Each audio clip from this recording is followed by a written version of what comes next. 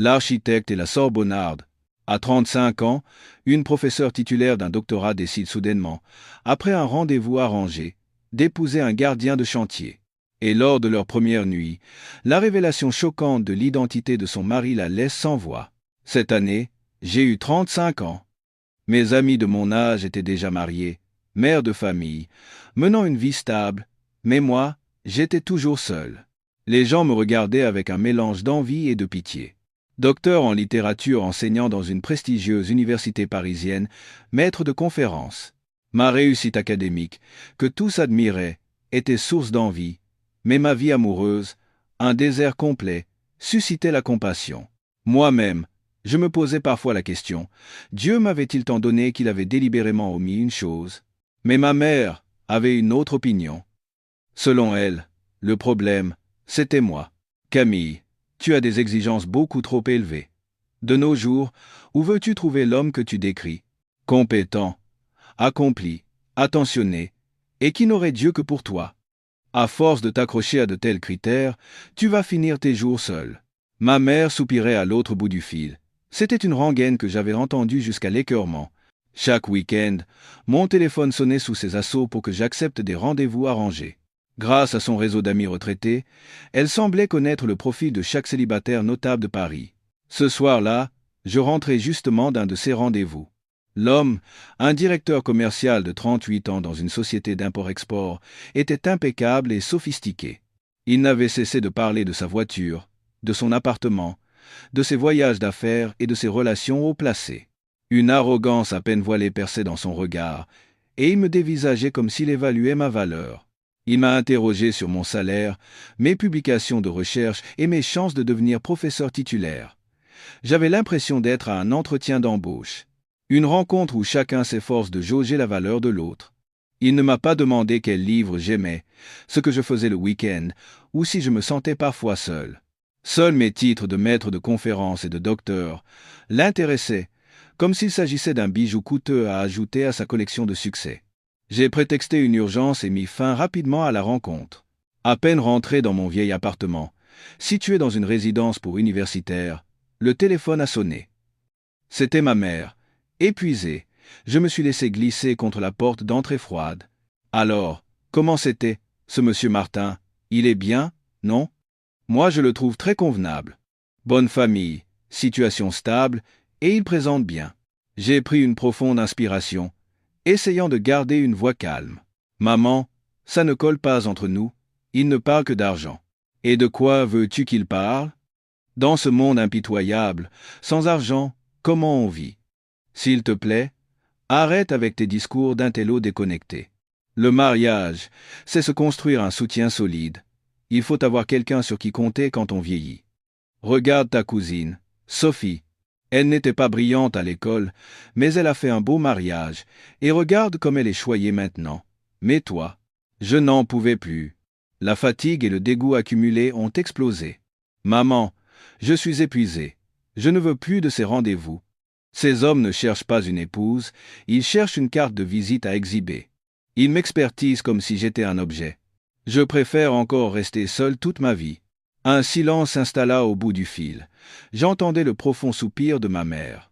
Camille, je fais tout ça pour ton bien. Pour une femme, l'âge rend les choses très difficiles. Si tu ne penses pas à toi, pense au moins à tes parents. Quand on croise des gens, ils nous demandent pourquoi notre fille, une professeure, n'est toujours pas mariée. Tu sais, comme ton père et moi, avons honte à ce moment-là. Ces mots m'ont transpercé le cœur comme des poignards. Je savais qu'elle m'aimait, mais cette sollicitude m'étouffait. Je suis un être humain, avec des sentiments. Moi aussi, je rêve d'un amour sincère, quelqu'un qui regarderait mon âme, pas mon CV flamboyant. L'appel se poursuivit dans une tension palpable. Je pouvais imaginer ma mère, assise sur son vieux canapé, le visage soucieux, agrippée à son téléphone. Sa voix était lasse. Et si c'était parce que tu es trop intelligente que les hommes ont peur? Les hommes n'aiment pas les femmes qui leur sont supérieures. La prochaine fois, dis simplement que tu es enseignante. Ne mentionne ni ton doctorat, ni ton poste de maître de conférence. J'ai éclaté d'un rire amer et épuisé. Maman, je ne peux pas vivre dans le mensonge. C'est ce que je suis. Pourquoi devrais-je le cacher? Si un homme ne peut pas m'accepter tel que je suis, pourquoi devrais-je me rabaisser pour lui? Encore ta logique. Tu veux tout analyser, tout décortiquer. Le mariage n'est pas un sujet de recherche en littérature. C'est la réalité, une question de survie. Je sais, maman, je sais tout ça. Mais j'ai aussi besoin de sentiments. J'ai besoin d'un homme qui ait du caractère, de l'estime de soi, qui sache aimer et partager. Pas un distributeur de billets ambulants ou un trophée à accrocher au mur, ai-je crié, au bord des larmes. Nouveau silence. Ma mère semblait réfléchir. Puis, sa voix reprit, pleine d'un nouvel espoir. Et si on demandait à ta tante Hélène? Quoi, tante Hélène? Elle a un carnet d'adresses bien rempli. Elle connaît beaucoup de monde. Qui sait? Elle pourrait te trouver la perle rare. Tante Hélène était une femme charmante, mais elle croyait aveuglément aux superstitions et adorait les commérages. Je détestais l'idée que ma vie privée devienne le sujet de conversation de ces après-midi entre amis. Maman, s'il te plaît, ne la dérangeons pas avec ça. Elle va encore me dire que mon thème astral est défavorable au mariage. Mais comment peux-tu parler de ta tante comme ça? Elle ne veut que ton bien. Ma mère semblait à bout. Alors, qu'est-ce que tu comptes faire? Dis-le-moi franchement. La colère et la frustration montèrent à nouveau en moi. Je perdis tout contrôle et, sans même m'en rendre compte, je prononçai une phrase. Une phrase qui, sans que je le sache, allait sceller mon destin. Ce que je veux faire, écoutez bien. Plutôt que ces directeurs et ces PDG, qui n'ont que l'argent et le statut en tête, je préférais 100 fois épouser un gardien de chantier qui soit droit, qui m'aime et qui prenne soin de moi. Au moins, eux, ils sont sincères.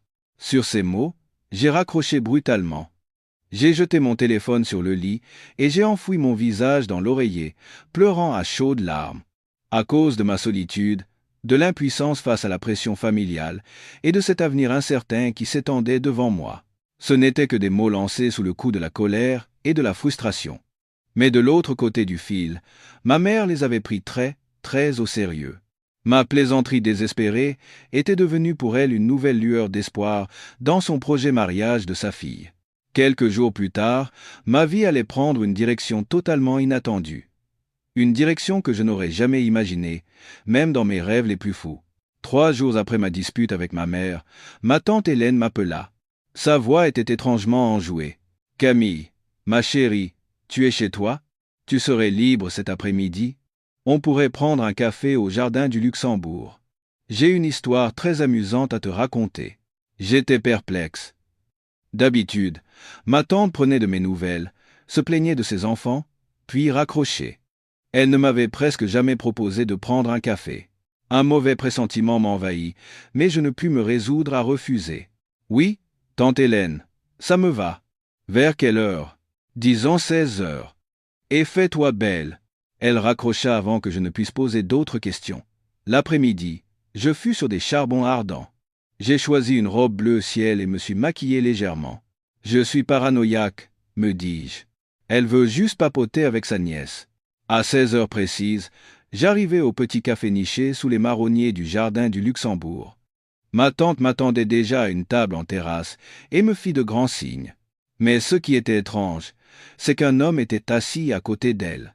Il portait un uniforme bleu de travail, celui d'un agent de sécurité.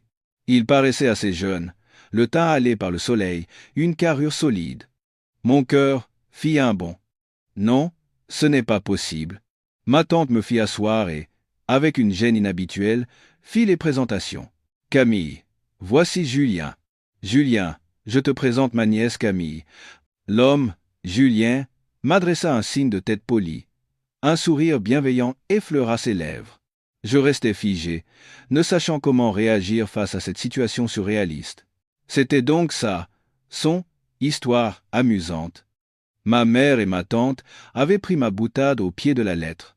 Elle m'avait arrangé un rendez-vous avec un gardien de chantier. Voyant mon expression crispée, ma tante se pencha pour me chuchoter à l'oreille. « Camille, je suis désolé. Ta mère m'a appelé en larmes. Elle m'a dit que tu avais déclaré que le métier n'avait pas d'importance tant que l'homme était sincère. Ça m'a fait tellement de peine pour elle. Ce jeune homme est le fils de la dame qui tient le petit restaurant en face de chez moi. Il est très gentil et travailleur. J'ai juste organisé ça pour que vous vous rencontriez. Si ça ne marche pas, Vous pouvez rester amis. Ne m'en veux pas, d'accord? Je regardais alternativement ma tante et Julien, assis en face de moi. Il avait dû remarquer mon embarras, car il fixait la table sans dire un mot. Soudain, ma colère s'évanouit, remplacée par un sentiment à la fois ridicule et amer. J'étais furieuse contre la décision unilatérale de ma mère et de ma tante, mais aussi contre moi-même pour avoir prononcé ces paroles stupides. Mais par-dessus tout, j'éprouvais de la pitié pour cet homme. Il avait été jeté, sans le savoir, comme acteur dans cette pièce de théâtre qu'elles avaient mise en scène. Je pris une profonde inspiration, décidé à gérer la situation avec le plus d'élégance possible. Je ne voulais pas blesser un innocent. « Bonjour, Julien, je m'appelle Camille Dubois. Enchanté de vous rencontrer. » Je me forçai à sourire. Julien parut un peu surpris par mon attitude et releva la tête. Il me salua à nouveau. « Bonjour. Julien Moreo. » Notre première rencontre gênante commença ainsi, sous le ciel crépusculaire de Paris. Ma tante, sa mission accomplie, prétexta une course urgente et s'éclipsa, nous laissant seuls dans un silence pesant. De toute ma vie, je n'avais jamais vécu un rendez-vous aussi étrange et embarrassant. Après le départ de ma tante, un silence suffocant s'installa entre Julien et moi. Le chant des oiseaux et les rires lointains des enfants ne faisaient qu'accentuer notre mutisme. Moi qui étais habitué à analyser et interpréter, mon esprit était une page blanche. Je ne savais pas par où commencer. J'observais discrètement l'homme en face de moi. Julien avait ce qu'on appelle une carrure solide. Grand, les épaules larges, des avant-bras musclés où des veines saillantes témoignaient de sa force. Sa peau était cuivrée, la couleur honnête du travail au soleil et au vent. Ses cheveux courts étaient nets, son visage masculin, avec des sourcils épais et un nez droit. Mais, ce qui me frappa le plus, c'étaient ses yeux. Ils étaient clairs, profonds, et son regard était franc et sincère. Il ne me jaugeait pas ou ne me déshabillait pas du regard comme les hommes que j'avais rencontrés jusqu'alors. Il me regardait simplement avec un mélange de curiosité et d'une légère gêne. Son uniforme bleu de travail était un peu usé aux épaules, son pantalon de toile délavé mais impeccablement repassé. Même ses chaussures de sécurité, bien que vieilles, étaient propres. Tout en lui dégageait une atmosphère simple, sincère et un peu lasse. Inconsciemment, je le comparais aux hommes que j'avais fréquentés. Il portait des costumes de marque, des chaussures brillantes, des parfums de luxe, mais me laissait une impression de distance et d'hypocrisie. Chez Julien, il n'y avait rien d'autre que de l'authenticité. Comme je restais silencieuse, ce fut lui qui brisa la glace. Sa voix était grave, chaleureuse, avec un charme un peu brut. « On m'a dit que vous enseignez à l'université, mademoiselle Dubois. » Il demanda cela, avec une légère hésitation. « Oui, j'enseigne la littérature française à des étudiants, » répondis-je, essayant de paraître naturel. « Wow, c'est vraiment impressionnant, » dit-il avec un sourire désarmant. Moi, à l'école, le français était ma pire matière. Dès que je devais écrire une rédaction, je finissais toujours par parler de mon chien. Sa plaisanterie détendit l'atmosphère. Un sourire m'échappa. Vous deviez être bon dans d'autres matières. Alors, même pas. J'ai arrêté l'école après le lycée et j'ai commencé à travailler tout de suite. Il dit cela sans le moindre complexe, avec une franchise totale. La situation familiale n'était pas facile. Son honnêteté m'inspira du respect. Il ne cherchait pas à se mettre en valeur ou à cacher sa situation. Il était simple et ne s'en cachait pas. Le travail de gardien, ce n'est pas trop dur ? Demandai-je, sincèrement curieuse de son univers, si différent du mien, fait de livres et d'amphithéâtres. On s'habitue. Les gardes de nuit sont les plus difficiles. Il y a les moustiques, la fatigue, mais l'avantage, c'est qu'on a beaucoup de temps pour réfléchir. Il dit cela en regardant les arbres au loin. À quoi pouvait-il bien penser durant ces longues nuits de garde? Un homme qui travaillait comme gardien depuis la fin du lycée. Quels étaient ses soucis, ses rêves? Pour la première fois de ma vie, je m'intéressais à un homme pour ce qu'il était, et non pour son diplôme ou son statut. Ma première impression de Julien me donnait envie d'en savoir plus. Il ressemblait à une pierre brute, mais qui renfermait quelque chose de solide et de fiable. Grâce à la franchise de Julien, la gêne initiale disparut rapidement. Je me rendis compte que je pouvais parler avec lui sans effort. Je l'interrogeai sur son travail, sa vie, et il répondit avec une grande sincérité. En ce moment, Je travaille sur le chantier du sommet de Paris, une nouvelle tour qu'on construit à la Défense, dit-il. Mon salaire est d'environ 2500 €, mais comme je suis logé et nourri par l'entreprise, je n'ai pas beaucoup de dépenses. J'envoie 1500 € chaque mois à ma mère, qui vit à la campagne. 2500 €. C'était probablement une fraction de mon propre salaire, sans compter les revenus de mes publications ou conférences. Les hommes que j'avais rencontrés gagnaient au moins 4 fois plus. Pourtant, en parlant de son salaire, Julien ne montrait aucune gêne. Il en parlait comme d'un fait normal, comme la juste récompense de son travail dont il était fier. « La vie sur un chantier doit être assez compliquée, non ? Demandai-je. Il sourit. « Il n'y a que des hommes. Qu'est-ce que vous voulez qu'il y ait de compliqué ? Après le travail, on boit une bière avec les collègues, on discute un peu, et on va se coucher. Nous, les ouvriers, on est simple. C'est dur, mais il y a une vraie solidarité. Si quelqu'un a quelque chose de bon à manger, on partage. Si l'un de nous a un coup dur, on est tous là pour le réconforter. Il n'y a presque jamais de jalousie ou de dispute, comme dans les films. » Son récit m'ouvrait les portes d'un monde totalement différent. Le milieu universitaire dans lequel j'évoluais était peu, être un temple du savoir, mais il était aussi rempli de compétitions invisibles, de calculs et de manigances. Certains de mes collègues étaient prêts à tout pour obtenir une invitation à un colloque à l'étranger ou pour s'approprier les recherches d'un autre. Je réalisais soudain que ce n'était pas l'environnement qui était complexe, mais le cœur des hommes. « Et vous avez des projets pour l'avenir ? Vous comptez continuer ce travail ? » La question était être un peu direct, mais je voulais sincèrement savoir. Julien resta silencieux un instant, puis dit, en regardant au loin, « Je ne sais pas encore. Pour l'instant, je dois continuer à travailler pour m'occuper de ma mère. Elle est seule à la campagne et sa santé n'est pas très bonne. L'avenir, il viendra naturellement, si on vit pleinement le présent, non ? » Sa réponse était simple, mais elle contenait une profonde philosophie de vie. Nous, les soi-disant intellectuels, passions notre temps à faire des plans sur 5 ou 10 ans, à nous inquiéter d'un futur qui n'était pas encore là, et nous en oublions de vivre le présent. Julien, lui, n'avait pas de grand plan. Juste un objectif modeste, bien s'occuper de sa mère. Il était ancré dans la réalité, solide comme un arbre. Je lui parlais de mon travail, de la pression et des joies de l'enseignement. Je lui parlais aussi de la solitude que je ressentais entre les 4 murs de mon appartement rempli de livres. Je ne sais pas pourquoi je me confiais si profondément à cet homme que je venais de rencontrer. Probablement parce que j'avais trouvé en lui une véritable écoute. Il ne me jugeait pas, ne me donnait pas de conseils bateaux. Il écoutait simplement, et son regard me disait qu'il me comprenait sincèrement. Notre conversation se prolongea, jusqu'à ce que le soleil couchant teinte le ciel de Paris de nuances violettes. Je réalisais que cela faisait très longtemps que je n'avais pas eu une conversation aussi détendue et sincère. Je n'avais pas besoin de paraître intelligente ou brillante. J'étais juste moi, et il était juste lui. Entre nous, il n'y avait aucune barrière de statut ou d'éducation. Juste 2 âmes qui se comprenaient, en ce calme après-midi. Alors que nous étions absorbés par notre discussion, une averse soudaine s'abattit sur nous. Une de ces averses parisiennes qui arrivent sans prévenir. De grosses gouttes frappèrent nos visages, trempant mes cheveux et mes épaules en un instant. Les gens dans le parc se précipitèrent pour trouver un abri, mais Julien et moi restâmes assis sur le banc. Le café où nous étions allés était déjà plein. « Oh non, il pleut tellement fort !» m'exclamai-je, inquiète, couvrant instinctivement ma tête avec mes mains. Ma robe légère, trempée, collait à ma peau, et je sentis un frisson me parcourir.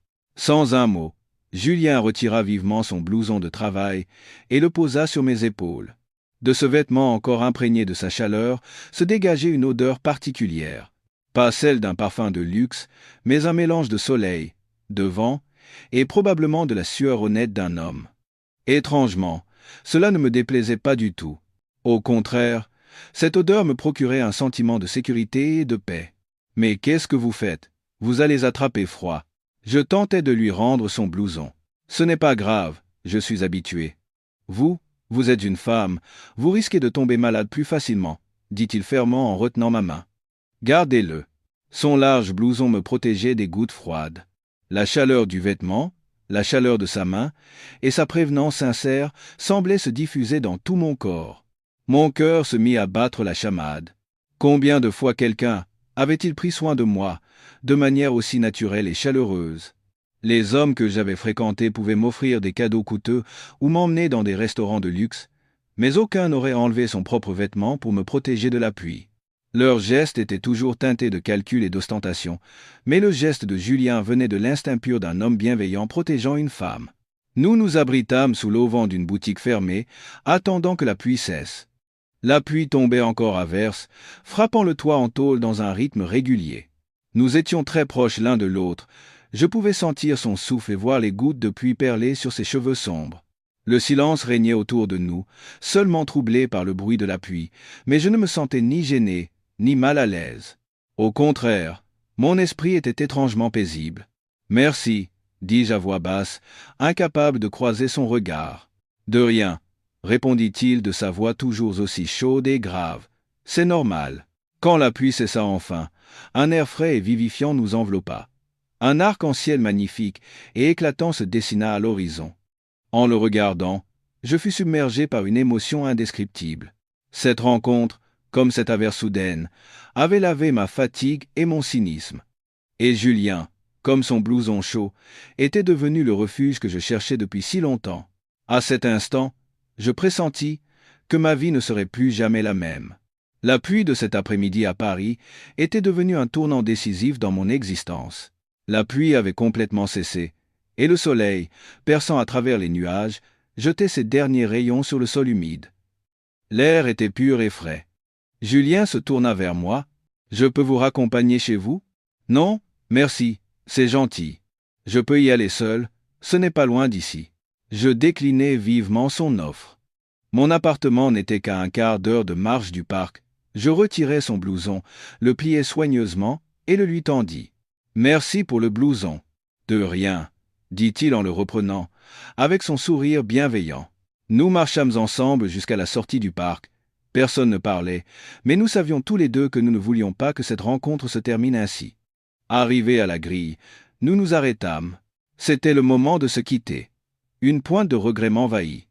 Je voulais revoir cet homme. Je voulais lui parler davantage, en apprendre plus sur son univers. Mais que devais-je faire? Moi, maître de conférence, devais-je demander son numéro à un gardien de chantier? Ma raison me hurlait que non. Que penserait la société? Que diraient mes amis, mes collègues? Mais mon cœur, lui, me disait que si je laissais passer cette chance, je le regretterais toute ma vie. Julien était un homme bon et sincère, comme on en rencontre rarement. Alors que je menais ce combat intérieur, Julien prit la parole. « Bon, eh bien, je vais vous laisser.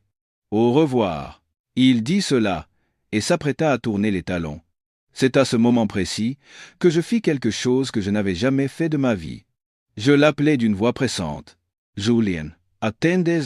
Il se retourna, les yeux surpris. Je pris une profonde inspiration, rassemblant tout mon courage.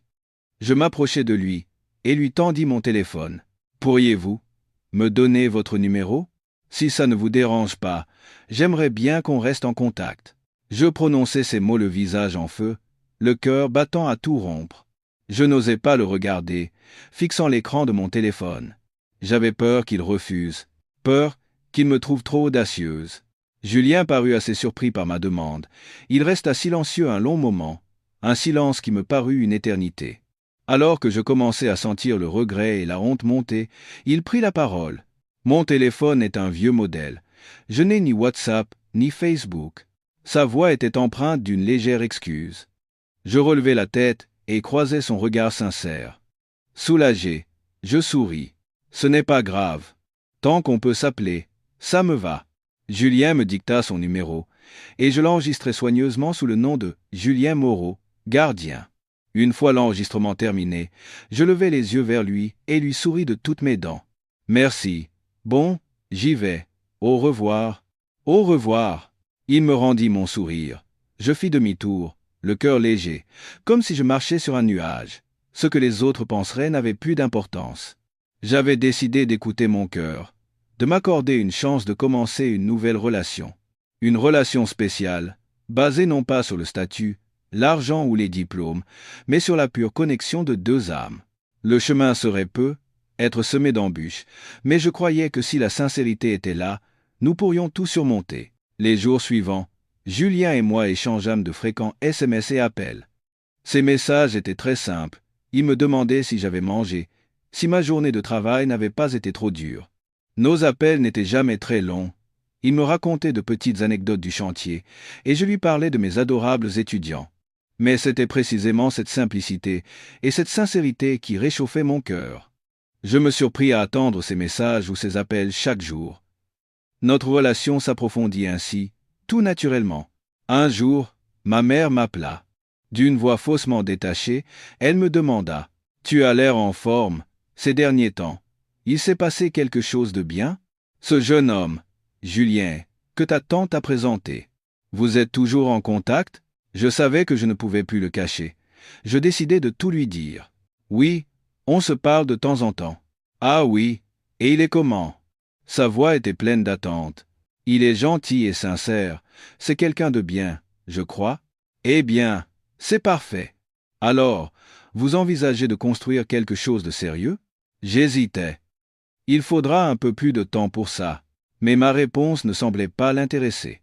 Elle s'empressa de répandre la nouvelle à mon père, mes oncles et tantes, et en quelques jours, toute la famille sut que je fréquentais un gardien de chantier. C'est là que la tempête commença. Le premier à appeler fut mon père. Proviseur à la retraite, il avait toujours été fier de sa fille brillante et accomplie. Sa voix au téléphone était sévère, pleine de déception. « Camille, ta mère m'a tout raconté. Qu'est-ce que c'est que cette histoire ? Tu te moques de nous ? Une maître de conférence avec un doctorat qui fréquente un gardien qui a arrêté l'école au lycée. As-tu pensé à ce que les gens vont dire de notre famille ? Papa, le métier ne fait pas tout. C'est quelqu'un de bien, tentai-je de me défendre. Quelqu'un de bien ? Il n'y a que lui de bien sur cette terre. Pourquoi faut-il que tu choisisses quelqu'un qui est à des années-lumière de toi ? Ton père ne l'acceptera jamais. Arrête ça tout de suite. Il raccrocha. Ensuite, ce fut une avalanche d'appels de mes oncles et tantes. Tous me conseillaient de réfléchir, me disant que je me dévalorisais, que je gâchais mon avenir. Ils me dépeignirent un futur sombre si j'épousais Julien. Je devrais subvenir seul aux besoins de la famille, je n'aurais personne avec qui discuter de mon travail, je serais la risée de mes amis et collègues. Même mes amis les plus proches ne me soutinrent pas. Amandine, ma meilleure amie depuis l'université, aujourd'hui DRH dans une grande entreprise, me convoqua dans un café. Elle me regarda avec des yeux inquiets. « Camille, je sais que tu t'es sentie seule longtemps, mais ce n'est pas une raison pour te jeter sur le premier venu. As-tu vraiment bien réfléchi ? Comment peux-tu vivre avec quelqu'un qui vient d'un monde si différent ? Et plus tard, si vous avez des enfants, que penseront-ils de leur père ? » Les paroles de mes proches me piquaient comme des aiguilles. Ils ne cherchaient même pas à savoir qui était Julien, ils le jugeaient uniquement sur son étiquette de « gardien de chantier ». Pour eux, mon amour était un mauvais choix, une tâche sur ma vie parfaite. Je me sentais épuisé et seul, devant me battre seul contre le monde entier. Parfois, je doutais moi-même de ma décision. Avait-il raison ? Pouvions-nous vraiment surmonter ce fossé immense ? Mais dès que je recevais un SMS de Julien, me demandant simplement « J'espère que ta journée s'est bien passée », tous mes doutes s'évanouissaient. Car je savais que lui seul se souciait sincèrement de mes sentiments. Je pris ma décision, même si le monde entier me tournait le dos, je ne lâcherais pas sa main. Malgré l'opposition de tous, j'ai décidé de donner une chance à cette relation.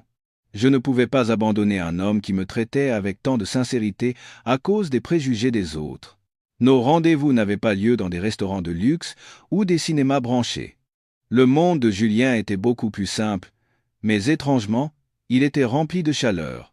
Un samedi soir, après son travail, il vint me chercher sur sa vieille moto. « Ce soir, je t'emmène manger un truc vraiment délicieux », dit-il avec son sourire franc. Je m'assis derrière lui, enlaçant timidement sa taille. Son dos large et solide me procurait un sentiment de sécurité indescriptible. Il m'emmena dans une petite ruelle du 13e arrondissement, dans un restaurant modeste qui servait le même plat depuis des décennies. L'odeur réconfortante du bouillon flottait dans la ruelle. Quelques tables et chaises en plastique étaient disposées, et les clients mangeaient bruyamment en discutant avec animation. C'était un monde totalement nouveau pour moi, habitué aux endroits calmes et formels. Julien tira une chaise pour moi et commanda 2 pots au feu. Quand la patronne, Une vieille dame apporta les bols fumants. Julien prit sa cuillère et retira méticuleusement les oignons de mon bouillon pour les mettre dans le sien. Je le regardai, surprise. Comment savais-tu que je n'aimais pas les oignons? Il se gratta la tête en souriant. L'autre jour, au téléphone, tu m'as dit que tu avais été malade en mangeant quand tu étais petite, et que depuis, tu n'en mangeais plus. Cette simple phrase fit chavirer mon cœur. Il se souvenait de mes paroles les plus anodines, de mes moindres habitudes. Les hommes que j'avais connus se souvenaient des vêtements de marque que je portais ou de la voiture que je conduisais, mais aucun ne s'était jamais souvenu que je n'aimais pas les oignons. Je compris que la véritable attention ne résidait pas dans les grands discours, mais dans ces gestes silencieux. Je baissai la tête et commençai à manger. Le bouillon était riche et savoureux, la viande fondante. Étrangement, je trouvais que c'était le plat le plus délicieux que j'ai jamais mangé. Sans doute, parce que la sincérité et la prévenance de l'homme, assis en face de moi, en étaient les meilleurs condiments. Le week-end suivant, il m'emmena pour un autre rendez-vous spécial, le chantier du sommet de Paris. Il m'expliqua que le week-end, c'était calme car la plupart des ouvriers étaient en congé. Je mis le casque de chantier jaune qu'il me tendit et visitai le bâtiment en construction. Le béton et les barres d'armature s'entremêlaient dans un désordre apparent, la poussière flottait dans l'air, mais aux yeux de Julien, l'endroit ressemblait à une œuvre d'art. Il me montra les enchevêtrements de ferraille, m'expliquant comment il soutenait la charge du bâtiment. Il prit une brique et m'apprit à distinguer la bonne de la mauvaise qualité. Il me parla avec passion des différents matériaux, des techniques de fondation et des calculs pour que la tour résiste aux tempêtes. Ses yeux brillaient d'une étrange ferveur. À ce moment-là, il n'était plus un gardien de chantier taciturne, mais un expert riche d'une immense expérience. Ses connaissances en construction n'avaient rien à envier à celles des ingénieurs que je connaissais. Je l'écoutais, admirative. Je compris que son monde n'était pas du tout monotone. Il était simple, mais terriblement réel et vivant. À ses côtés, je n'avais pas besoin de penser à mes recherches complexes, ni de m'inquiéter des intrigues du monde universitaire. Mon âme trouvait une paix étrange. Je posai ma tête sur son épaule, respirant l'odeur de soleil et de vent imprégné dans ses vêtements, et je sentis que c'était là, ma place. Mon vieil appartement de fonction était délabré. Les pannes d'électricité ou les infiltrations d'eau étaient monnaie courante. Un matin, un problème plus grave survint. Une canalisation de la salle de bain avait éclaté, et l'eau inondait le salon. Affolé, j'essayais d'éponger avec des seaux et des serpillières, en vain. L'eau sale, malodorante, continuait de jaillir. J'appelai le syndic, qui me promit d'envoyer quelqu'un, sans résultat. Les entreprises de plomberie trouvées sur Internet demandaient des prix exorbitants, ou ne pouvaient pas venir avant l'après-midi. Je m'assis sur le sol sec qui restait, regardant le déluge dans mon propre appartement, submergé par un sentiment d'impuissance et de tristesse. Vivre seul était parfois vraiment difficile. Dans ce moment de désespoir, je pensais à Julien, mais j'hésitais. Il était au travail, et son travail était déjà assez dur. Je ne voulais pas le déranger pour une chose aussi futile. De plus, j'avais honte de lui montrer ma maison dans un tel état. Pendant que j'hésitais, le téléphone sonna. C'était Julien. « Allô ?» Je tentais de prendre une voix normale. « Qu'est-ce que tu fais? Pourquoi tu as cette voix? Il y a un problème ?» demanda-t-il immédiatement. Sa perspicacité me surprit. Je ne pus plus le cacher et lui raconter ce qui s'était passé. Après m'avoir écouté, il ne dit qu'une chose. « Attends-moi un instant. Je prends ma pause et j'arrive tout de suite. » Moins d'une heure plus tard, Julien était devant ma porte. Il portait encore son uniforme de gardien, le front perlé de sueur. En voyant le chaos dans mon appartement, il ne paniqua pas. Il retroussa ses manches et me dit « Va te reposer un peu, je m'en occupe. » Puis il entra directement dans la salle de bain. Il ne se soucia ni de l'eau sale, ni de l'odeur. À main nue, il trouva la canalisation éclatée et commença la réparation avec les quelques outils qu'il avait apportés. De l'extérieur, je regardais son dos, trempé de sueur et couvert de saleté. Jamais la silhouette d'un homme ne m'avait paru aussi belle. Ce n'était pas la beauté des vêtements de marque ou d'un physique avantageux, mais celle du dévouement et de la force d'un homme prêt à se jeter dans les difficultés pour la femme qu'il aime. Après presque 2 heures de travail acharné, il réussit enfin à réparer la canalisation. Il nettoya même le sol inondé. Ce n'est qu'une fois tout terminé qu'il s'assit sur une chaise, respirant bruyamment. Son visage et ses mains étaient couverts de taches. Je lui tendis un verre d'eau fraîche et une serviette propre. « Merci. Tu as vraiment beaucoup travaillé. » Julien but l'eau d'une traite et sourit. Ce n'est rien, une bricole. En le regardant, une vague d'émotion me submergea. Je compris que la véritable fiabilité ne se mesurait ni en argent, ni en statut. Les hommes riches qui m'avaient promis le monde, où étaient-ils quand j'étais en difficulté? Julien n'avait rien, mais il m'offrait la chose la plus précieuse, une épaule solide sur laquelle m'appuyer quand j'étais au plus bas. Il n'avait pas seulement réparé une canalisation, il réparait aussi les fissures dans ma confiance en l'amour et en la vie. Le monde universitaire, auquel j'avais consacré ma vie et dont j'étais si fier, avait aussi son côté sombre et cruel. Je venais de terminer une recherche sur la littérature folklorique du sud-ouest de la France, un projet auquel j'avais consacré 2 ans de ma vie. Pour cela, j'avais parcouru la région, rencontré des artisans, recueilli des contes et des chants en voie de disparition. Cette recherche était plus qu'une simple thèse pour moi, c'était mon enfant. Mais lorsque je présentai mes résultats préliminaires lors d'une réunion de département, le directeur, un homme très respecté, montra un intérêt particulier pour mon travail. Sous prétexte de me donner des conseils, il m'emprunta mon manuscrit. Une semaine plus tard, en lisant une revue académique renommée, je restai figé. Un article, qui reprenait presque mot pour mot le contenu de ma recherche, avait été publié. Et le nom de l'auteur principal était celui de mon directeur de département. Il s'était tout simplement approprié mon travail. Je suis allé le confronter, mais il a ri, affirmant que l'idée de génie était la sienne et que je n'avais fait que l'assister dans la collecte de données. J'étais impuissante. Dans ce milieu, il avait le pouvoir et les relations. Comment une simple maître de conférence pouvait-elle l'emporter contre lui? La déception, la colère et le sentiment de trahison m'envahirent. Ce monde d'intellectuels, plein d'hypocrisie et de manigance, me dégoûtait. Je sortis en trombe de mon bureau et errai sans but dans les rues de Paris. Mes pas me menèrent sur les quais de Seine. Je m'assis sur l'herbe, regardant le fleuve couler lentement. Mon monde s'effondrait. Au moment le plus solitaire et le plus désespéré de ma vie, la seule personne à qui je voulais parler n'était ni mes parents, ni ma meilleure amie. Je voulais entendre la voix de Julien. Les mains tremblantes, je composais son numéro. Oh! Sa voix chaude et grave retentit. À l'entendre, toutes les émotions que j'avais refoulées explosèrent. Je ne pus rien dire et me mis à sangloter. « Camille, qu'est-ce qui se passe? Où es-tu? » demanda Julien, affolé. Reprenant à peine mon souffle, je murmurai d'une voix étranglée. « Je suis au bord de la Seine, près du Pont-Neuf. Ne bouge pas de là, surtout, ne va nulle part. J'arrive tout de suite. » Julien me parla d'un ton presque autoritaire et raccrocha. Je restai recroquevillé au bord de l'eau, pleurant sans m'arrêter. Une vingtaine de minutes plus tard, j'entendis le son familier d'une moto. Julien gara sa moto en catastrophe sur le quai et courut vers moi. Il s'assit à mes côtés et, sans poser de questions, retira son blouson pour le poser sur mes épaules tremblantes. Puis, il m'attira doucement dans ses bras, me laissant reposer ma tête contre sa poitrine. Sa chaleur, son odeur familière et ses bras solides m'enveloppèrent. Je pleurais dans ses bras jusqu'à ce que mes larmes se tarissent. Il resta silencieux, sa grande main caressant doucement mes cheveux. Son silence était plus réconfortant que n'importe quel mot.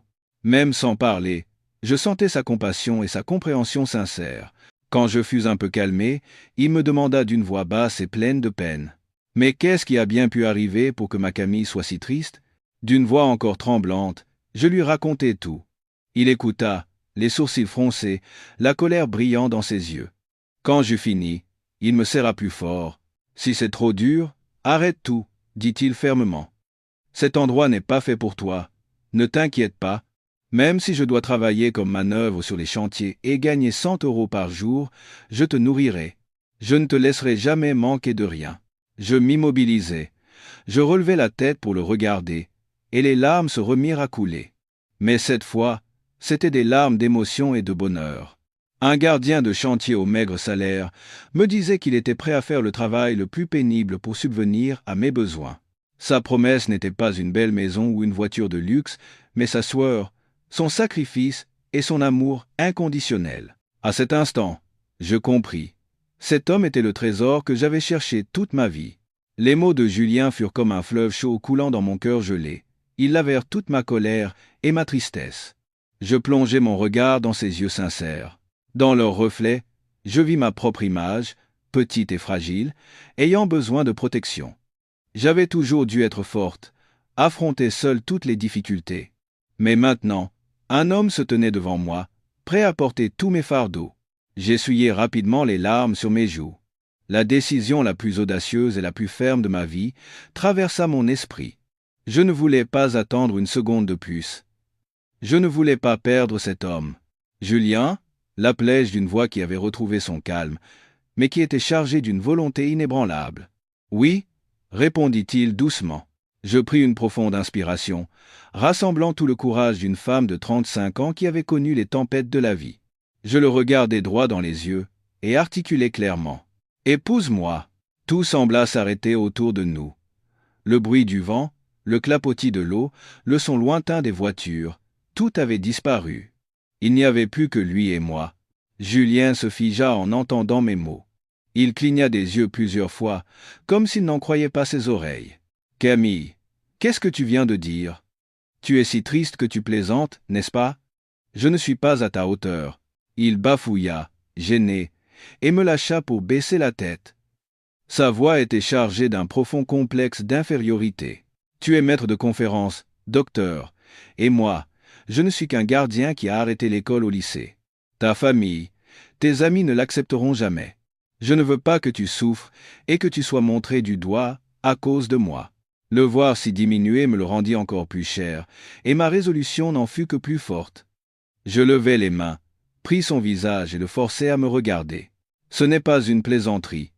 Je n'ai jamais été aussi sérieuse de ma vie, dis-je fermement. Si tu n'es pas à ma hauteur, alors qui le serait? Ces docteurs et ces directeurs qui ne disent que de belles paroles, mais qui ne pensent qu'à leurs intérêts, ou ces intellectuels hypocrites qui écrasent le travail des autres pour avancer. Julien, la valeur d'un homme ne réside pas dans ses diplômes ou son argent, elle est dans son caractère, son cœur et sa sincérité. Et pour moi, tu vaux bien plus que tous réunis. » Je vis ses yeux s'embuer. Il prit ma main dans la sienne, rendue rugueuse par le travail. Sa main était si chaude. « Mais, je n'ai rien à t'offrir. Je ne peux pas te donner une vie confortable. Mon chez-moi, c'est un préfabriqué avec un toit en tôle sur un chantier. » Je posai un doigt sur ses lèvres pour le faire taire. « Je n'ai pas besoin d'une belle maison ou d'une voiture de luxe. J'ai juste besoin d'un mari qui m'aime et me protège. Tant que tu es à mes côtés, même sous un toit de tôle, je me sentirai comme dans un palais. Veux-tu m'épouser ?» Je lui posai à nouveau la question, avec tout mon cœur. Julien ne dit plus rien. Il me serra dans ses bras, à m'en couper le souffle. Je sentis ses épaules trembler et entendis sa voix rauque près de mon oreille. « Oui, j'accepte, je t'épouserai. Merci, merci de me donner cette chance. » Nous restâmes longtemps enlacés sur ce quai balayé par le vent. Je savais que notre décision allait provoquer de nombreuses vagues, mais je n'avais pas peur. J'avais trouvé le port le plus sûr de ma vie. L'annonce de mon mariage fut comme une bombe lâchée sur ma famille. Mon père, furieux, ne m'adressa pas la parole pendant une semaine. Ma mère m'appelait tous les jours en pleurant, me suppliant de reconsidérer ma décision. « Ma chérie, qu'est-ce que tu as fait pour mériter de te jeter dans un tel gouffre? Si tu l'épouses, ta vie ne sera que souffrance. » Mais cette fois, je ne flanchai pas. L'amour de Julien me donnait une force nouvelle. Je répondis calmement à ma mère. « Maman, le bonheur et le malheur dépendent de notre état d'esprit. À ses côtés, je me sens en paix. C'est ça, le vrai bonheur. S'il te plaît, fais confiance à mon choix, pour une fois. » Finalement, face à mon obstination, mes parents acceptèrent le mariage à contre-cœur. Mais à une condition, une cérémonie la plus simple possible, en petit comité, avec seulement quelques proches. Pour éviter les commérages du voisinage. Je comprenais leur embarras et leur honte, et j'acquiesçai. Notre mariage eut lieu un week-end, dans un restaurant simple et ordinaire. Pas de robe de mariée somptueuse, pas de voiture de luxe, pas de discours émouvants. Je portais une simple robe blanche, et Julien un smoking de location qui ne lui allait pas parfaitement. Il n'y avait que quelques tables d'invités. Mais ce qui me brisa le plus le cœur, c'était l'atmosphère. La salle était scindée en deux mondes distincts. D'un côté, ma famille, mes proches et quelques collègues venus à contre-cœur. Ils étaient assis en silence, le visage grave, jetant de temps en temps des regards pleins de pitié vers les invités de Julien. Mon père se tenait droit comme un nid, le visage fermé, sans dire un mot. Ma mère, les yeux rougis, tamponnait ses larmes avec un mouchoir.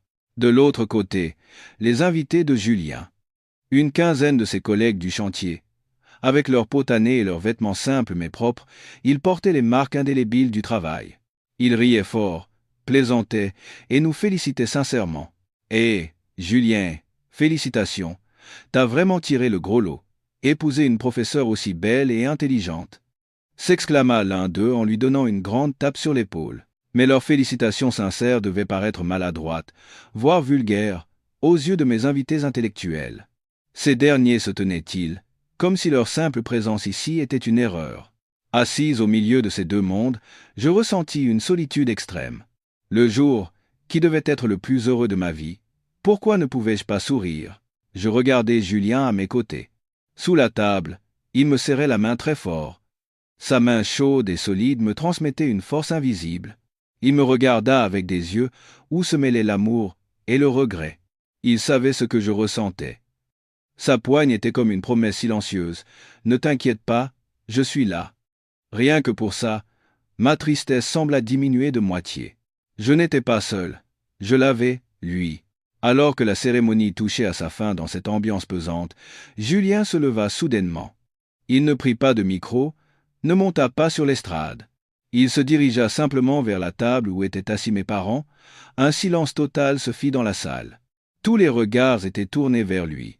Je ne savais pas ce qu'il comptait faire, et mon cœur battait la chamade. Mon père avait toujours son air sévère, ma mère le regardait avec inquiétude. Sans un mot, Julien remplit 2 tasses de thé. Puis, il les tendit respectueusement à mes parents. « Papa, maman, » dit-il d'une voix basse mais claire, « je sais que votre cœur n'est pas en paix aujourd'hui. Je sais aussi que je ne suis pas le gendre que vous espériez. » Il marqua une pause, prit une profonde inspiration. Et son geste suivant nous laissa tous, moi y compris, stupéfaits. Il s'agenouilla lentement devant mes parents, sur le carrelage froid du restaurant. Un homme à genoux. Un murmure parcourut l'assemblée.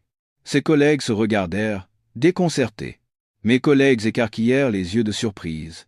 Je me levai précipitamment pour le relever, mais il m'arrêta d'un regard. Il leva la tête et regarda mon père droit dans les yeux. Son regard était déterminé et sincère. Je n'ai ni éducation, ni fortune. Je ne suis qu'un simple ouvrier. Mais il y a une chose que je peux vous jurer, la sincérité de mon cœur. J'aime Camille plus que ma propre vie. Aujourd'hui, devant vous et toutes les personnes ici présentes, je fais le serment de consacrer ma vie entière à la chérir et à la protéger. Je travaillerai plus dur que quiconque pour qu'elle n'ait jamais à verser une larme. Si jamais je la rendais triste, au point qu'elle verse ne serait-ce qu'une seule larme, alors je ne serais plus un homme. Son serment n'avait rien d'ampoulé. Il était brut, simple, comme lui. Mais chaque mot, pesant une tonne, s'ancra profondément dans le cœur de tous les présents. Un silence de mort régna dans la salle. Je vis les épaules de mon père tressaillir légèrement. Son visage impassible semblait se fissurer. Il se contentait de regarder son gendre agenouillé, sans rien dire. Et ma mère, n'y tenant plus, éclata en sanglots. Des larmes coulaient sans fin sur ses joues ridées. Elle se leva précipitamment et, de ses mains tremblantes, releva Julien. « Mon garçon, relève-toi. Maman, maman te fait confiance. » À cet instant, je sus que Julien avait gagné le cœur de ma mère. Son serment sincère avait 1000 fois plus de force que les vaines promesses des riches. Il y aurait encore bien des préjugés sur notre route, mais au moins, nous avions passé la première épreuve. Grâce à la force de la sincérité qui avait ému le cœur d'une mère. Le mariage se termina dans le calme. Nous ne sommes allés ni chez moi, ni dans un hôtel de luxe. Julien m'emmena sur sa vieille moto jusqu'à l'endroit où il vivait. Le logement temporaire pour les ouvriers du chantier. Une petite pièce au toit de tôle. C'était là, ma chambre nuptiale. La pièce ne faisait même pas 10 mètres carrés, et on entendait le sifflement du vent à travers les fines parois de tôle. À l'intérieur, il n'y avait qu'un petit lit en fer, une table en plastique et quelques vêtements de travail usés, suspendus à une corde. Tout semblait temporaire, pauvre, mais étrangement, je ne ressentais ni tristesse, ni regret. Au contraire, une fois la porte fermée, coupée du bruit du monde, une paix étrange m'envahit. Ici, il n'y avait que lui et moi, et c'était suffisant. Julien semblait assez nerveux. Il tournait en rond dans la pièce, agité. Sa maladresse me fit sourire. « Qu'est-ce qu'il y a? Tu n'es pas heureux de m'avoir épousé ?» Il s'approcha vivement et me prit la main. « Si, je suis tellement heureux, si heureux que j'ai du mal à croire que c'est réel. C'est juste que, je suis désolé, pour notre première nuit de noces, de t'amener dans un endroit aussi misérable. » Je secouai la tête et lui serrai la main plus fort. « Je te l'ai déjà dit, l'endroit n'a pas d'importance. Ce qui compte, c'est avec qui on est. » Mes mots semblèrent le calmer un peu. Il me regarda avec des yeux sérieux et solennels. « Camille, avant que nous ne devenions vraiment mari et femme, il y a quelque chose que je dois te montrer. Je veux que tu saches tout de moi. » Il m'emmena vers un grand et vieux coffre en bois qui se trouvait dans un coin de la pièce. Le coffre était fait d'un bois noble, mais sa couleur était passée avec le temps. Les ferrures en laiton aux quatre coins étaient noircies. Il semblait très lourd et ancien. Mon cœur se serra. Je devinais que c'était là toute sa fortune. Quelques économies, des souvenirs de famille. Je me préparais mentalement. Quoi qu'il y ait à l'intérieur, je lui sourirais et lui dirais « Le matériel ne m'intéresse pas, c'est toi que j'aime. » Julien sortit une vieille clé de sa poche. Sa main tremblait légèrement en l'insérant dans la serrure. Un déclic se fit entendre. Il me regarda une dernière fois, j'hochai la tête pour l'encourager. Il prit une profonde inspiration et ouvrit lentement le couvercle du coffre. Mon cœur battait fort. Le secret de l'homme que j'aimais, de mon mari, allait se révéler à moi. Sous la faible lumière de l'ampoule nue, lorsque le coffre s'ouvrit, la première chose que je vis ne fut ni argent, ni bijoux, ni aucun objet de valeur matérielle. Le coffre était rempli de carnets, des dizaines, voire des centaines, de carnets à la couverture de cuir épais, soigneusement empilés. De couleurs et de tailles variées, ils avaient tous en commun d'être usés, le papier jauni par le temps. Surprise, je regardai Julien. Il me fit signe de regarder les carnets. Poussé par la curiosité, je pris le premier de la pile. Sa couverture était d'un brun foncé et doux. En l'ouvrant à la première page, je me figeai, mon corps entier se raidit. Ce que je vis n'était ni un journal intime, ni de simples écrits. C'était un plan d'architecte, un plan de pont suspendu d'une complexité incroyable, entièrement dessiné à la main. Chaque ligne était nette, précise, témoignant d'une maîtrise parfaite. À côté du plan, des notes étaient densément écrites d'une calligraphie à la fois ferme et élégante. Ces notes n'étaient pas de simples commentaires. C'étaient des analyses approfondies sur la mécanique des structures, la durabilité des matériaux, l'aérodynamique. Même pour une profane comme moi, je pouvais deviner la complexité et la profondeur de leur contenu. Ma main tremblait. Je tournai la page suivante. Cette fois, c'était la coupe transversale d'un gratte-ciel, avec des solutions structurelles innovantes. Ensuite, une analyse sur le béton à ultra haute performance, une comparaison des normes de construction japonaises, allemandes et américaines, des idées audacieuses sur les villes intelligentes et l'architecture écologique. Je reposai précipitamment ce carnet et en pris un autre. Celui-ci contenait des comptes rendus d'expériences de chantier, des solutions à des problèmes complexes rencontrés sur le terrain, des techniques de traitement des sols meubles à la coulée de béton dans des conditions climatiques extrêmes. Tout était consigné de manière scientifique, méticuleuse, basée sur une profonde expérience pratique. Je feuilletai des dizaines de carnets au hasard, des milliers de pages. C'était une mine de connaissances vastes et précieuses sur l'architecture et la construction. Cela ne pouvait pas être le savoir d'un simple gardien de chantier ayant arrêté l'école au lycée. C'était l'œuvre d'une vie d'un expert de haut niveau, d'un cerveau de génie. Ma tête tournait. Des milliers de questions tourbillonnaient dans mon esprit. Qui était cet homme? Pourquoi possédait-il de telles choses? Ce savoir, ces plans, étaient-ils les siens? Si oui, pourquoi vivait-il comme un gardien de chantier? Je levai les yeux vers Julien. Mon regard était rempli de confusion et de stupeur. Il me regardait toujours en silence. Sous la lumière, son visage me semblait à la fois familier et étranger. Je réalisais que le mari, que je venais d'épouser, L'homme que je pensais connaître était en fait le plus grand mystère que j'ai jamais rencontré. C'est à qui? Demandai-je, d'une voix tremblante, serrant toujours le carnet dans ma main. Le choc était si grand que j'avais du mal à respirer. Julien ne répondit pas tout de suite.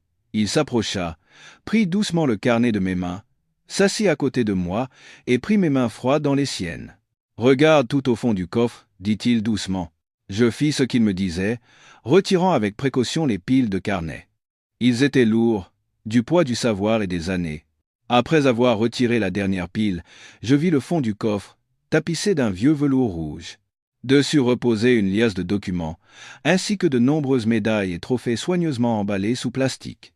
Les mains tremblantes, je saisis un prix encadré dans un luxueux cadre en bois. Mon cœur sembla s'arrêter. Les lettres dorées étaient parfaitement lisibles. Grand Prix national de l'architecture, lauréat. Et en dessous, imprimé avec soin, un nom. Un nom que je dus relire plusieurs fois pour y croire. Architecte Julien Moreau.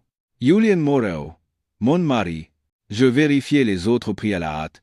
Prix d'excellence en ingénierie du bâtiment. Prix du jeune ingénieur européen de l'année.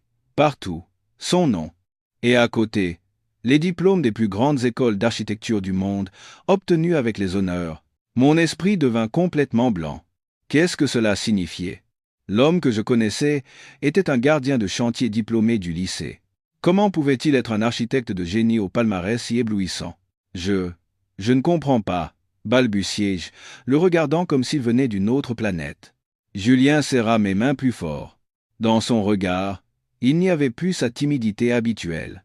À la place, une profonde tristesse et une détermination effrayante. Dans le monde de l'architecture, presque personne ne connaît mon vrai nom. Ils m'appellent tous par un autre nom. Sa voix devint grave. Les gens m'appellent l'architecte fantôme. L'architecte fantôme. Ce nom fut comme un éclair dans mon esprit. Même si je n'étais pas du milieu, sa réputation était venue jusqu'à moi. Un génie français mystérieux, célèbre dans le monde entier pour ses créations originales, mais qui n'était jamais apparu en public. On murmurait qu'il était excentrique, qu'il vivait reclus pour se consacrer à sa création. Personne ne connaissait son visage, ni son âge. Les experts le considéraient comme une légende vivante, et cette légende était assise en face de moi, sous les traits d'un gardien de chantier, mon mari. Tout était si réel, si absurde. J'avais l'impression de rêver. Voyant que je ne me remettais pas du choc, Julien commença son récit. Sa voix était calme, mais chaque mot qu'il prononçait faisait voler en éclats ma vision du monde et construisait une vérité terrible que je n'aurais jamais pu imaginer. Mon père était Jean-Luc Moreau, le fondateur et ancien PDG du groupe Le Grand Bâtisseur. Le Grand Bâtisseur, l'un des plus grands groupes de construction du pays. J'en avais entendu parler dans les journaux. Le PDG Moreau était célèbre pour être un homme de talent et de cœur, parti de rien pour bâtir un empire. Depuis mon enfance, je suivais mon père sur les chantiers. La passion du ciment et de l'acier a fini par couler dans mes veines. C'est lui qui m'a donné mes premières leçons d'architecture. Pas dans les livres, mais sur le terrain. Plus tard, il m'a envoyé étudier aux États-Unis et en Allemagne. Ces carnets, ce sont en partie les siens, et en partie ce que j'ai accumulé pendant toutes ces années. Il s'arrêta, le regard perdu. Le drame qui avait fait basculer sa vie était survenu 3 ans plus tôt. Alors qu'il rédigeait sa thèse aux États-Unis, il apprit la mort de son père. Sa voix se brisa. Je sentis que sa douleur était encore vive. Les gens ont dit que c'était un accident de travail, un échafaudage qui s'était effondré. La police a conclu à un simple accident, mais je n'y ai pas cru. Mon père était un homme méticuleux, qui vérifiait le moindre détail. La sécurité était sa priorité absolue. Il était impossible qu'une erreur aussi élémentaire se produise sur un chantier du grand bâtisseur. Il avait tout abandonné et était rentré secrètement en France, sans même révéler son identité à ses plus proches collaborateurs. Il avait commencé à enquêter. Il s'était fait embaucher comme ouvrier, puis comme gardien sur les chantiers du groupe, observant, écoutant, cherchant la vérité. Et la vérité était bien plus terrible que ce qu'il avait imaginé. Julien serra les dents. Une lueur de fureur brûlait dans ses yeux. La mort de mon père n'était pas un accident, c'était un meurtre. Les cadres dirigeants en qui il avait le plus confiance s'étaient associés pour détourner des matériaux et des fonds depuis des années. Quand mon père a commencé à avoir des soupçons et s'apprêtait à tout révéler, ils l'ont fait taire en provoquant l'effondrement de l'échafaudage. Pendant 3 ans, il avait vécu sous l'identité d'un simple ouvrier, endurant le mépris et les humiliations. Il s'était mêlé aux travailleurs, collectant la moindre preuve. Ces carnets ne sont pas que du savoir, ce sont les preuves de toutes leurs malversations. Les changements de calibre des barres d'armature, les quantités de ciment réduites, les contrats fictifs, les registres de pots de vin, tout est là-dedans. Il désigna le coffre. C'est alors que je compris. Ce n'était pas seulement un trésor de connaissances, mais un trésor de preuves. C'était la lame de la justice qu'il avait affûtée en silence pendant 3 ans pour venger son père. La vérité déferla sur moi comme un tsunami, balayant tout sur son passage. Je restais assise, sans voix, anéantie. L'homme que j'aimais, que je venais d'épouser, n'était pas un simple gardien, mais un prince consumé par une soif de vengeance aussi profonde que l'océan. Pour rendre justice à son père, il avait renoncé à son statut, à sa gloire, à son avenir brillant, et s'était lancé dans un combat dangereux. Toutes les pièces du puzzle s'emboîtaient parfaitement. Pourquoi il était si savant en construction? Pourquoi il y avait toujours une ombre de tristesse dans son regard? Pourquoi il menait une vie si simple et si dure? Maintenant, je comprenais tout.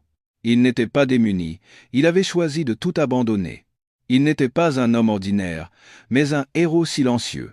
Les critiques et les moqueries de ma famille et de mes amis résonnèrent à mes oreilles. Ils disaient qu'il n'était pas à ma hauteur. C'était faux. C'était moi qui n'étais pas à la hauteur de son immense sacrifice. Alors que je me noyais dans mes propres peines futiles, lui portait seul le fardeau écrasant de la vengeance de sa famille. Les larmes se remirent à couler de mes yeux. Mais ce n'étaient pas des larmes de surprise, mais de pitié, de fierté et d'un amour infini. Je le serrais dans mes bras, comme si j'avais peur qu'il disparaisse. Pourquoi as-tu enduré tout ça tout seul? Pourquoi ne m'as-tu rien dit plus tôt? Sanglotage, le visage enfoui dans sa poitrine. Julien m'entoura de ses bras, sa grande main caressant doucement mes cheveux. Pardonne-moi, je ne voulais pas te mettre en danger. Ces types sont prêts à tout. J'avais peur qu'ils te fassent du mal. Mais maintenant, tu es ma femme. Je ne pouvais plus te le cacher. Je voulais que tu sois la première à savoir la vérité, avant que la tempête n'éclate. Je relevai la tête et plongeai mon regard dans le sien. Et alors, si c'est dangereux, je suis ta femme, j'affronterai tout avec toi. Tu n'es plus seul maintenant. Je compris. L'homme en face de moi n'était pas un simple gardien, mais un roi. Un roi qui avait volontairement déposé sa couronne et revêtu les haillons d'un roturier pour se cacher dans l'ombre afin de protéger le royaume bâti par son père. Et moi, j'avais eu la chance de devenir sa reine, non pas au sommet de sa gloire, mais au moment le plus douloureux et le plus humiliant de sa vie. Je n'avais besoin ni de couronne, ni de palais. Je n'avais besoin que de lui. Le lendemain matin, Julien, dans sa modeste tenue de travail, m'accompagna au siège du grand bâtisseur. Il n'entra pas par la grande porte, mais utilisa une carte de sécurité spéciale pour accéder par une entrée de service. L'apparition d'un gardien à l'allure humble, portant un vieux coffre en bois, suscita la curiosité et le mépris des employés en costume impeccable. Il demanda la convocation d'un conseil d'administration d'urgence. On lui refusa d'abord, mais lorsque son assistant montra un document, tous les visages blêmirent et acceptèrent immédiatement. La réunion se tint dans la plus grande salle du groupe. Lorsque Julien entra, toujours dans son uniforme de gardien, quelques rires fusèrent. Mais lorsqu'il ouvrit le coffre en bois, les rires cessèrent. Il posa un à un les carnets et les documents sur la table. Puis il prit la parole. Sa voix était basse, ferme, et l'image du gardien taciturne que je connaissais avait disparu. Il exposa point par point le meurtre de son père 3 ans plus tôt, leur corruption et leur détournement de fonds, présentant des preuves irréfutables. La salle était plongée dans un silence de mort. Les visages des coupables étaient exsangues. Cette journée fut un tremblement de terre. En une semaine, les hauts dirigeants du grand bâtisseur furent arrêtés les uns après les autres. La police rouvrit l'enquête sur la mort du PDG Moreau et fit rapidement la lumière sur l'affaire. Julien, seul héritier légitime, reprit officiellement les rênes du grand bâtisseur. Il passa de gardien de chantier à jeune et brillant, PDG à la tête d'une fortune de plusieurs milliards. La nouvelle se répandit plus vite que la foudre. Ma famille, mes amis, mes collègues, tous étaient sous le choc. Le premier à appeler fut mon père. Sa voix tremblait au téléphone. Camille. Papa. Papa est désolé. J'avais tort. Ma mère ne faisait que pleurer. Ensuite, ce fut un déferlement d'appels et de messages de la part des parents et amis qui nous avaient ridiculisés. Leur attitude avait changé du tout au tout. Les moqueries s'étaient transformées en flatteries et en louanges. Je me contentais d'écouter en silence, avec un sourire amer. Julien acheta une somptueuse demeure, mais je lui demandai de garder mon vieil appartement de fonction. Je ne quittais pas non plus mon travail et continuais d'enseigner dans l'amphithéâtre que j'aimais tant.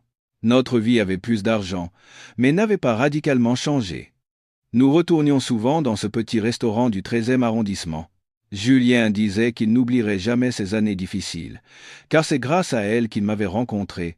Dans le bureau magnifique de notre demeure, à côté des meubles coûteux, j'ai installé un petit lit de camp, le lit même sur lequel il avait dormi pendant 3 ans sur le chantier.